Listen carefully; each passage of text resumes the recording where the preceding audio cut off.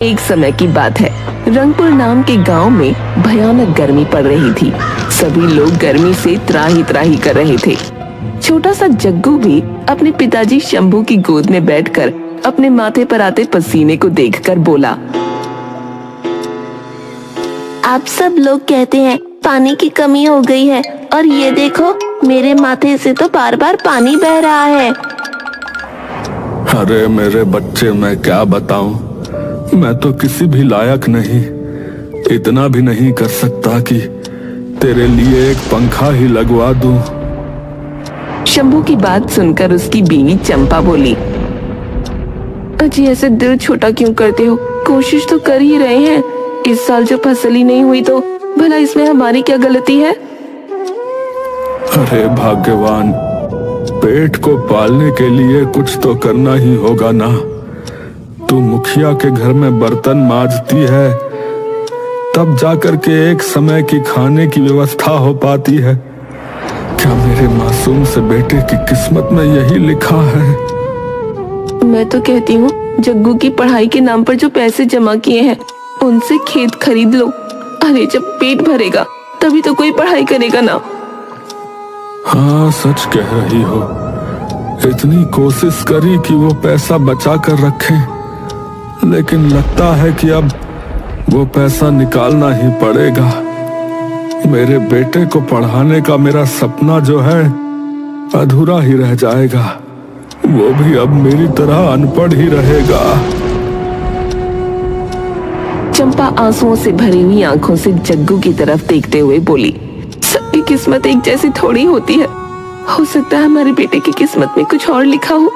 हमें सबसे पहले सबके पेट भरने की कोशिश करनी है।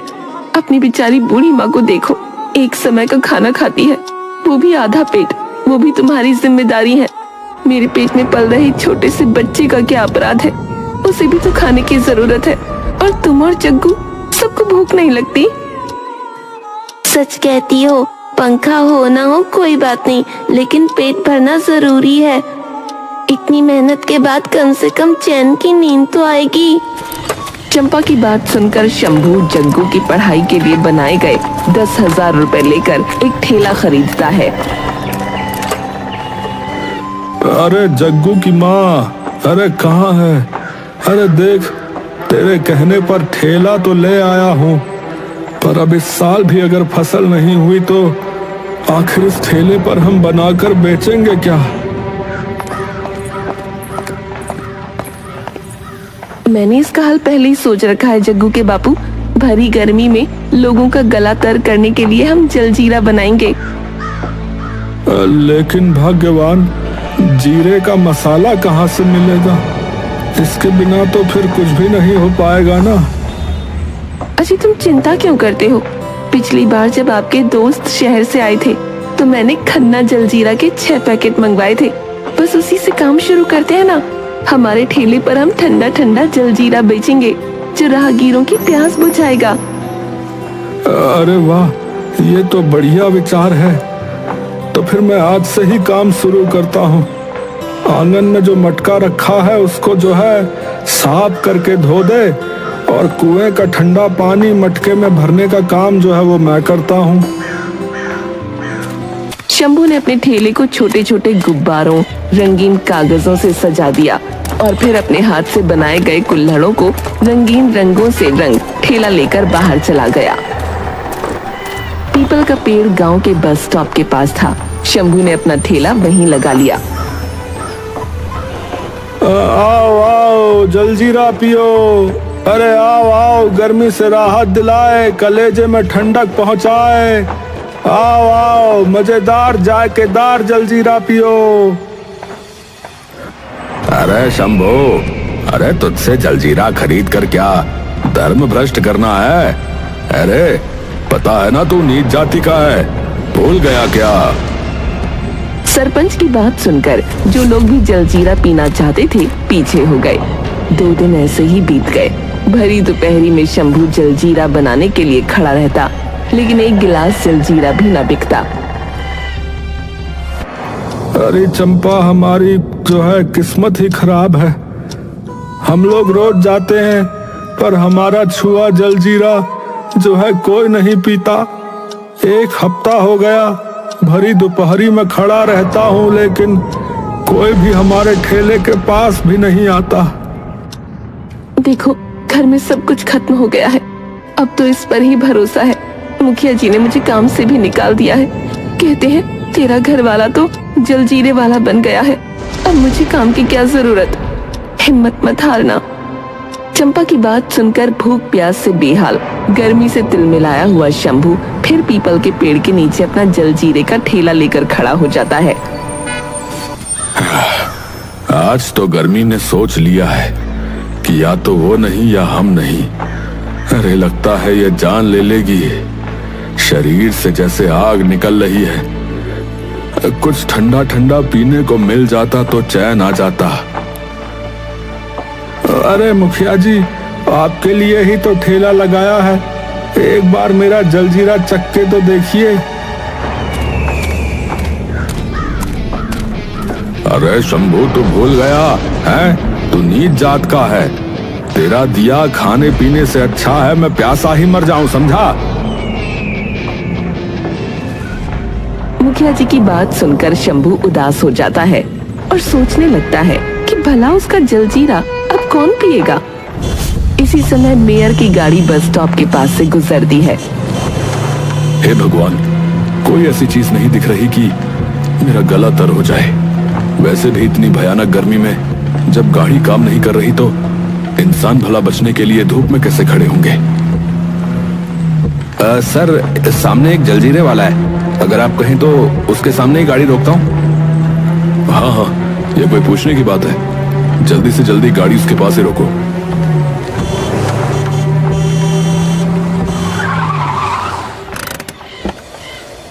अरे भाई, इस गर्मी में तो तुम भगवान नजर आ रहे हो।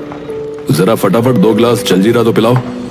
बस का इंतजार करने के लिए बैठा मुखिया पसीने से लथपथ मेयर की बात सुनकर जोर से बोल उठता है। अरे मेयर साहब, ये तो नीच जात का आदमी है, हैं? इसके चक्कर में अपना धर्म बिगाड़ोगे क्या? मुझे देखिए, मैं ठाकुर हूँ, ठाकुर। हाँ, लेकिन मैंने इसे हाथ तक नहीं लगाया। अरे मेयर साहब, आप तो पंडित है ना, तो आप भला ऐसे कैसे कर सकते हैं भला? अरे मुखिया, पागल तो नहीं हो गए तुम? ये कौन सी ऊंच नीच की बात करने लग गए? मुझे तो ये आदमी भगवान दिखाई दे रहा है। भैया, एक काम करो, तुम जल्दी से 1 गिलास जलजीरा और पिलाओ।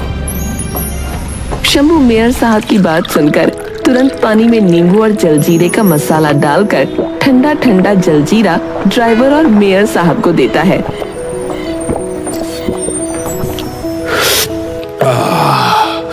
भाई वाह, इस गर्मी में तो तुम्हारा ये जलजीरा स्वर्ग का अमृत लग रहा। भाई एक काम करो यार, 1 गिलास और पिलाओ मुझे। सर, बेचारा कितनी मेहनत कर रहा है, नहीं? इस भयानक गर्मी में जब सब लोग अपने घरों में छुपे बैठे हैं, ये गर्म हवा में राहगीरों की प्यास बुझाने के लिए जलजीरा बेच रहा है।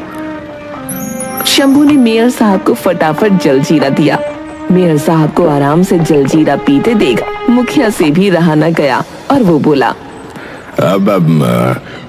अरे ओ शंभू, ला फिर, अब तू मुझे भी पिला ही दे। जब पंडित जी मतलब मेयर साहब ने पी लिया है तो मैं भी तो देखूं कि कैसा जलजीरा बनाता है तू। शंभू ने मुखिया जी के लिए जलजीरा बनाया। मुखिया जी को जलजीरा पीते देख आगे जैसे ग्राहकों की लाइन लग गई। देखते ही देखते दोनों घड़ों का पानी खत्म हो गया और शंभू की जेब पैसों से भर गई। घर पहुंचते ही शंभू जोर से चिल्लाया, अरे चंपा, अरे कहाँ है रे? अरे ये ले पैसे पकड़। लगता है भगवान ने हमारी सुन ली। आज तो 1 गिलास भी जलजीरा का नहीं बचा रही। अरे जग्गू के बाबू, जलजीरा के पैकेट तो 2 ही बचे हैं, अब क्या होगा? क्यों ना हम अपना जलजीरा बनाएं, शुद्ध जलजीरा। बात तो सही कहते हो, लेकिन उसमें डालेंगे क्या? मैंने तो पहले कभी जलजीरा पाउडर नहीं बनाया। अरे बाबू, मेरे पास आ, मैं बोलती हूँ, जो कहती हूँ वो सब मसाले ले आ, उन्हें धो पीस के कूट ले, फिर बढ़िया सा पाउडर बना डब्बों में भर ले, हमारे बनाए जलजीरे से न तो किसी को लगेगी गर्मी, लोगों की प्यास बुझेगी और स्वाद का स्वाद आएगा। मगर अम्मा, तुम्हें जलजीरा बनाना कैसे आता है भाई? तू भूल गया क्या? तेरे पापा की जलजीरे की ही तो फैक्ट्री थी, उसमें आग लग गई, हम बर्बाद हो गए। जब मैं गांव आई थी तो तू गोदी में था। लेकिन इस समय तो कहना जलजीरा सबसे प्रसिद्ध है। अरे पगले, पहले यही खन्ना ब्रदर्स थी, वो तेरे ताऊ हैं, फैक्ट्री में 20% के हकदार थे। पर जब मुनाफा बढ़ने लगा, तेरे पापा से उन्होंने खाली कागज पर साइन करवा लिए, उन्हें मारकर फैक्ट्री में आग लगा दी। बेटा, मैं आज तक चुप थी, पर अब इंसाफ का समय आ गया है। वो उस जलजीरे को दोबारा कभी ना बना पाए जिसका मसाला पापा की फैक्ट्री में मैं बनाती थी। उन्होंने मुझे ढूंढने की बहुत कोशिश की, पर मैं तुझे लेकर इस अनजान गांव में आ गई। अच्छा, तो ये बात है, तभी हमें भी जलजीरा बनाने का ही दिमाग में आया। चिंता मत कर, भगवान चाहेगा तो वो फैक्ट्री फिर बनेगी और ताऊ जी को अपनी हैसियत फिर से याद आएगी। माँ, शंभू की अम्मा ने जो जलजीरा पाउडर तैयार करवाया वो बाजार के जलजीरा पाउडर से बेहतरीन था। यहाँ तक कि लोग जलजीरा पैक करवा कर घर ले जाने लगे। धीरे धीरे शंभू के ठेले की रौनक बढ़ने लगी और उसके जलजीरे का व्यापार कई गांवों में फैल गया। शंभू से जलने वाले लोगों ने इस व्यापार को शुरू करने की कोशिश की, पर शंभू के जलजीरा पाउडर के सामने कोई टिक न पाया। शंभू अब शंभू सेठ बन गया था, घर में किसी चीज की कमी नहीं थी। गांव वाले उसका नाम इज्जत से लेते थे। अपना सपना पूरा करने के लिए शंभू ने अपने बेटे को पढ़ने विदेश भेज दिया। शंभू का सपना था कि विदेश से होटल मैनेजमेंट करके उसका बेटा उसके बिजनेस में 4 चांद लगा दे। दूसरी तरफ शंभू का व्यापार बहुत बढ़ गया था। उसने शहर में जलजीरा पाउडर बनाने की फैक्ट्री लगा दी। तो मैनेजर साहब, मैंने सुना है शंभू जलजीरा हमारे जलजीरे से बेहतर है। सेठ जी, उसका स्वाद तो बिल्कुल खन्ना भैया वाले जलजीरे का है। तो सोच क्या रहा है? इसका भी यही अश्र होना चाहिए जो उस खन्ना का हुआ। अगली रात वो फैक्ट्री में आग लगा देते हैं, लेकिन सीसीटीवी कैमरे में पकड़े जाते हैं। जब उन्हें पुलिस पकड़ती है तो ताऊ जी रोते हुए शंभू के पास आते हैं और कहते हैं, शंभू साहब, हमसे गलती हो गई। व्यापार में तो कोई आगे कोई पीछे चलता ही रहता है, तो हमें पुलिस के चक्करों से बचा दीजिए। हम आपके आगे कभी नहीं आएंगे। ताऊ जी, आपको मेरे बहुत सारे हिसाब पूरे करने हैं। शायद आपने मुझे पहचाना नहीं। मैं आपके छोटे भाई का लड़का हूँ, जिसने आप पर दया खाई थी और आपके बिना पैसे दिए ही उसने अपनी फैक्ट्री में 20% का भागीदार भी बनाया था, और जिसे आपने बाद में जलाकर फैक्ट्री में मार दिया था। समझ रहे हैं? मैं उन्हीं का बेटा हूँ। हाँ। शंभू की बातें सुनते ही ताऊ जी की आंखें खुली की खुली रह गईं। उन्होंने शंभू के पैर पकड़ लिए, लेकिन शंभू ने उन्हें अपने पिता के कत्ल के जुर्म को भी स्वीकार करने के लिए मजबूर कर दिया। आखिरकार उन्हें आजीवन कारावास की सजा हो गई।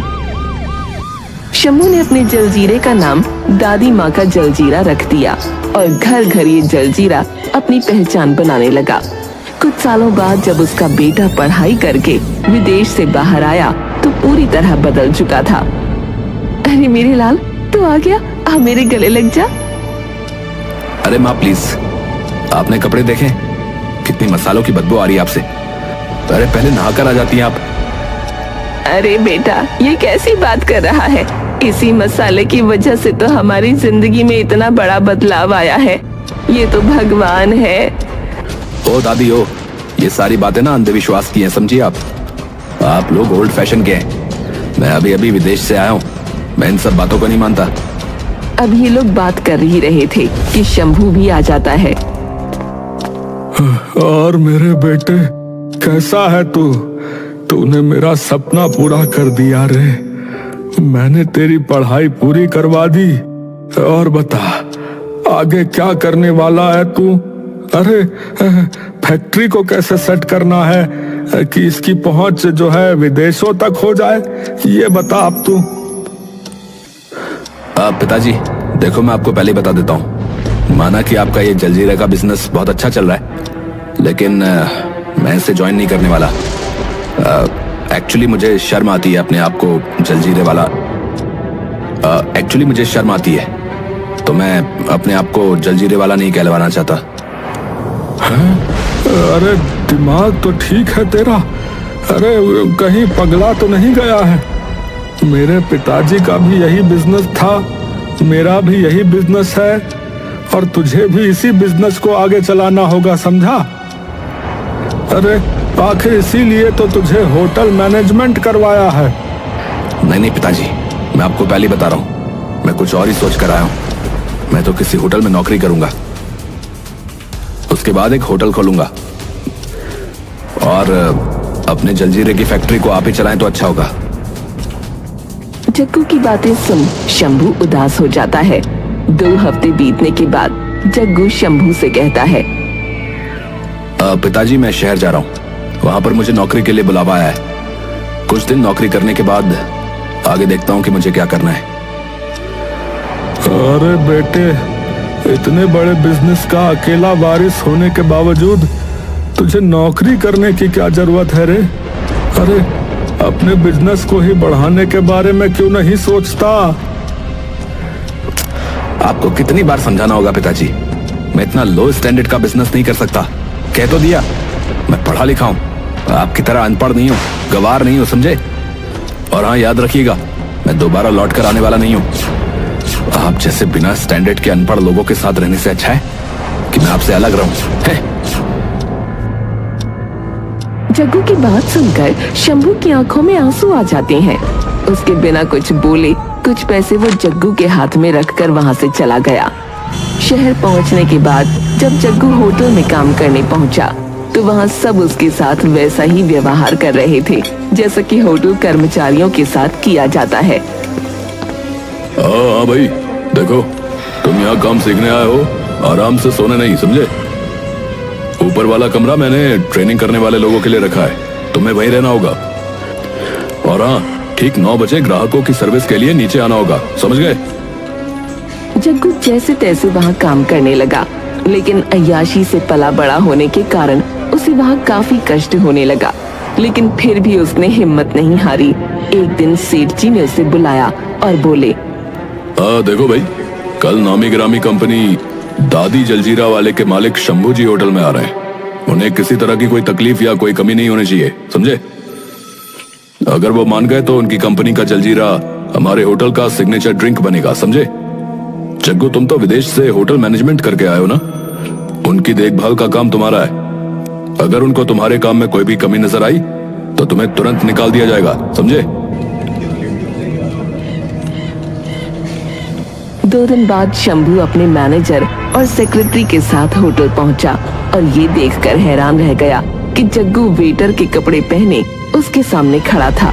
अपने बेटे को वेटर के रूप में देख शंभू बोला, मैं किसी भी कीमत पर इस होटल में नहीं रह सकता भाई। मैनेजर, जल्दी से जल्दी मेरी बुकिंग किसी और होटल में करो, मैं इसे इस रूप में नहीं देख सकता। आधी अधूरी बात सुनकर होटल के मालिक को जब ये पता चला कि शंभू जग्गू के कारण होटल छोड़कर जाना चाहता है तो उसने जग्गू को गुस्से में आकर नौकरी से निकाल दिया। अब जग्गू जहाँ भी काम करने जाता लोगों को ये बात पहले ही पता चल जाती कि उसके कारण इतनी बड़ी कंपनी के मालिक शंभू जी नाराज हो गए थे, तो उसे कोई अपने होटल में नहीं रखता। 2 दिन बीत गए थे, जग्गू के पेट में अनाज का एक दाना भी नहीं गया था।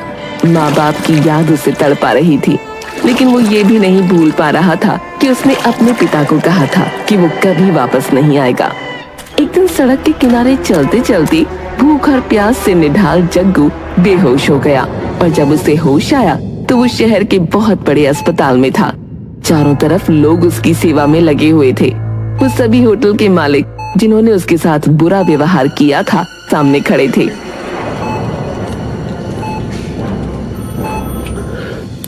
आप लोग इस तरह से यहाँ पर, मैं समझा नहीं। आखिर बात क्या है? अरे जग्गू भैया, कल तुम हमें पहले ही बता देते कि तुम शंभू जी के बेटे हो तो भला तुम्हें यह दिन कभी नहीं देखना पड़ता। आज पूरा शहर जानता है कि तुम कौन हो और तुम किसी भी होटल में काम कर सकते हो। अब तुम्हें किसी बात की चिंता करने की कोई जरूरत नहीं है। सेठ की बातें सुनकर जग्गू की आंखों में आंसू आ गए। पिताजी कहाँ हैं?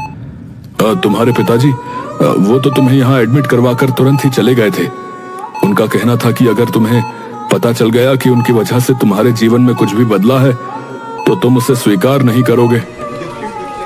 जग्गू फूट फूट कर रोने लगा। उसे सब कुछ समझ आ गया था। वो समझ गया था कि उसका पिता कितने बड़े दिल का है।